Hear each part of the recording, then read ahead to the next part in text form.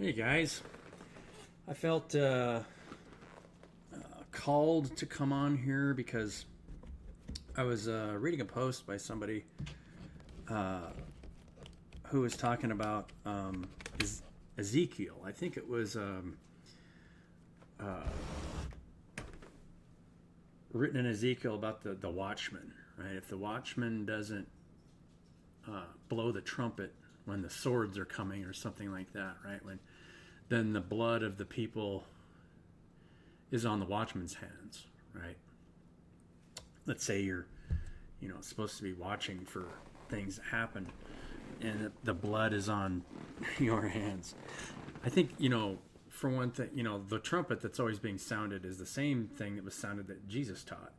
I've had recent conversations with people, about trying to call in the peace that Jesus had, or maybe it could be another religion, right? You're always worshiping. It's a form of idol worship where you're trying to get what somebody else has, not realizing that you have everything within you to achieve those same things, right? I mean, Jesus was the first one to say that, you will do greater things than I, for I go back to the Father.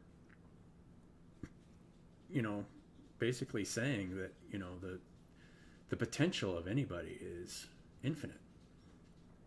And how to get that way, to really protect yourself. If you read Psalms 91, I've talked about Psalms 91 on this channel before, but surrendering to the needs of your environment in a balanced way. You don't want to make yourself a martyr and surrender to everybody's needs and everybody's desires to the point where it saps your energy. You have to take care of yourself. You have to learn how to nurture yourself. But we don't really ever know what somebody else needs, right? I mean, that's why the tarot card reader channels, when you really look at it as a whole, those people, got to a place of surrender and just channel messages from spirit for what the group collective needs to hear. They don't try to control what the cards say. They just read them as they show up, and then through their own understanding interpret what those cards are saying. And everybody's understanding is different and in the way they do things. But that trumpet has always sounded. I mean, that's the way you get through an ascension process is what we all want. What do we all want? All of us want to become children again and continue to learn and grow together and surrender to one another. Don't try to control somebody else, because who knows what the heart wants to create. And until you get in that creative cycle and can create from a place of surrender, then you're usually fighting the larger organism in some way, right? People don't want to be controlled. Nobody wants to be controlled, right? Including myself. But we are in a way controlled by the things that we can't control. We're not victims. We can choose how to live our lives, but needs. What do people need the most? Well, sometimes they need guidance at the right time, and to understand how to get into the cycles of life and let your psychic abilities expand. And the reason why you allow your psychic abilities to expand is because it connects you with everything around you, and you kind of fall into the natural balance of giving and receiving, and achieve that state of peace that Jesus talked about, right? To leave all external attachments behind and just become at peace. And you'll start to fall into the seasons, and you'll start to see your love and your faith will grow over time. It's not something that just happens like that, right? Your love and your faith will grow over time, and you'll be blessed. You'll always be blessed because you love the people around you. And if learn how to let go of people in the right way, if you feel like you are trying to be controlled, right? So, yeah. I mean, obviously, the business models we have nowadays aren't exactly conducive for not control, right? Because they're based on external attachment. And so when you're trying to get that thing, you're trying to manipulate the emotional states of others. I don't have anything that I could sell you that you don't already have within yourself to make yourself happy. So all I have is to witness the process. Because none of us are any better than anybody else. We all have the infinite capacity for love and the ability to heal one another.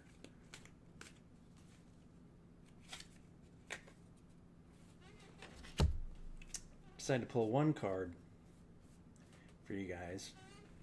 And I came up the Two of Cups. And to me, the Two of Cups means that you're marrying the two parts of yourselves, right? The masculine and feminine qualities, to be able to create from a state of surrender and listen to your environment, to what it needs. There's nothing more rewarding when you can get to a place where you can just sit down and relax, and there's nothing that can overturn your apple cart. The actions of other people no longer matter, because you've reached a state of peace within, and then create from that state of peace, right? Where what you're creating is coming from that place of surrender, the feminine aspect of listening, to be able to create something that's a need, right? There's always needs, and God your higher self, God, whatever you want to call it, the highest self, the Most High God, El Elyon. It's the same relationship between, your you and one of your cells in the body, right? You could say that your body is the higher self for all the cells in your body. How many cells are in your body? A bunch. I don't know. Billions? More than a million. I don't know. We could look it up, but it's not important.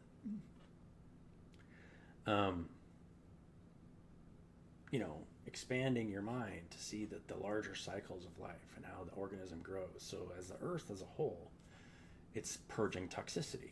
And so we're witnessing a lot of purging of toxicity. I've witnessed a lot of it online, and it's just a natural part of the process. So when you see someone acting in a toxic way or doing something, they're just purging, right? Don't judge it as good or bad. It's just a part of a growth process that's older than time, right? To become more self-aware over an infinite amount of time, to become something more than you were before. And you always will. And sometimes lifetimes may seem like, oh boy, that person really didn't make much progress, but they did. I guarantee you that they learned something. They learned a lot of things in that lifetime, even if they still felt like a victim at the end and didn't understand how to create their own state of being. But I guarantee you that they learned something. So I'm not going to pull a card. I'm not going to pull a card for the environment.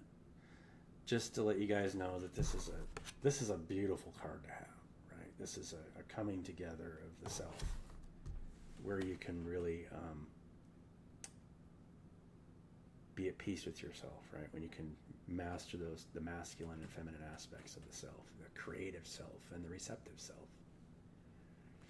And you're creating from a state of peace and love and faith. Faith comes with understanding, right? Because when you start to understand something, then your faith will grow, especially when it comes to healing others. But you'll never heal anybody. You'll never be able to heal somebody who doesn't believe that you have the ability. There's always I've talked about this before, there's always the momentum in the body, right? When somebody, and if somebody comes to a place where they can ask, that means that they believe. But you can't really offer something for somebody if they don't believe in it, right? So it would be pointless for me or anybody else to try and walk into a hospital to heal people when they believe that the hospital has the ability to do so and not you, right? When they ask you, that means they finally come to a place of surrender and understand that all of us have the power to heal one another. You just have to believe. And you don't want to ask somebody who doesn't believe in themselves, right? And then you can't expect somebody to ask if they don't believe in you. And a lot of times it takes two people, especially for a physical healing. But physical healing is just a shadow of the healing that you can do with internally to be at peace in your mind, in your body, in your soul, your spirit. You know, when you can come to a place of peace there, then the rest of it seems fairly meaningless. You know, the physical side means almost nothing because you're not always in a state of trying to get that thing, right? That all your needs are being taken care of because you're providing from a place of peace. So I just wanted to share that with you guys. That's the trumpet that will continue to blow, especially from this channel. I hope you guys enjoyed some of my trip. I'm trying to upload a video right now, and this is a lower quality video. And these videos, when I'm sitting in this chair, have generally been lower quality because I can only record them at 1080p. But it also means that they upload a lot quicker. 4K videos take way longer for me to upload because I only have a 12 meg upload connection. And I don't have anything available more than that in this area unless I went and bought, you know, Skylink, which I think is up to 50 megs, if I remember correctly, on the unlimited, which I might do eventually because I would love to continue to hit the road and, you know, teach people how to create together where you're not prioritizing someone else's needs over your own, right? When you can create together as a group and surrender to one another, that's pretty much the definition of heaven on earth, right? And the reason it's so important to let your psychic abilities expand is because then you get in the natural rhythms of life and you no longer feel pressured to get something. You know, the old business model is all about making money and getting the external. But by doing that, you're putting a lot of stress on the body and the mind because you're not at one with the fact that you are your source and you always will be. And so it kills you very, very quickly. You'll start to even get a little bit, you know, feel a lot younger if you can recognize that you are your source and get into your natural, creative, and receptive energies. And do it from a place of love and faith. Yeah. So. Simple video. Something I kind of went over, and you know, when I went kayaking down the Snake there, just south of Jackson, that was a really fun trip, and I met a bunch of people on that trip. It was really fun. I am so blessed. I cannot even explain how blessed I am. Yeah. Anyway. Love you guys, and if you guys have, if you guys are feel like you are in a position to donate to a charity, there's a wonderful man who's been picking kids up off the street in Uganda for a long time. Friend of mine, I've grown to really know this guy over time, and he's a very genuine guy, right? I mean, he. For a long time, he could only afford to feed his kids once a day, and we're doing our best to try and make it so that he can be more self-sufficient. He wants to start a chicken farm, and you know, so he can sustain and give these kids 3 meals a day. That's all he really wants, is to be able to feed children.